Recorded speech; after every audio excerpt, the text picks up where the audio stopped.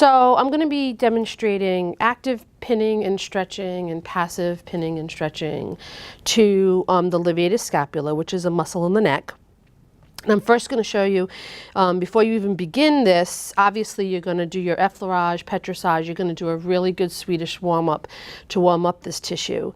And the other thing is you're going to make sure you find your landmarks first. So to help find the origin of the levator scapula, you can first find the mastoid process behind the ear and then drop posteriorly, and as you palpate in, you should you should find T1 transverse process of cervical vertebrae 1, moving further down 2, 3, and 4.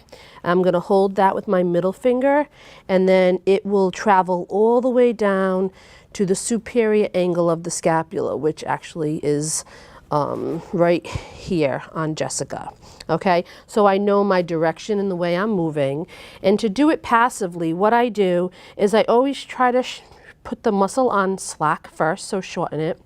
And as I move down to that insertion, I'm gonna stretch her, laterally flex her to the opposite direction to give it a stretch.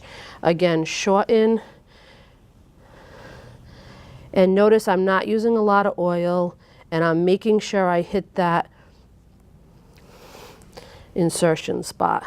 So shorten, pin, and so passive meaning I'm doing all the work with this hand still on that occiput, holding her nice and supported, and she's just passively allowing it. Okay, this exact same technique can be used as an active pin. And we would do the exact same thing. I'd have her shorten. I would begin to pin the tissue, and I'm going to actually keep my hand here, but let her do the work and say, Jessica, you're going to bring your left ear to your left shoulder, okay? And we're going to move slowly together. So shorten and go ahead, slide. And now active, I am pinning and moving towards that as I feel her actively engaging those muscles. We'll do it one more time. Go ahead, slide, good, good. Keep going, keep going, keep going. And excellent.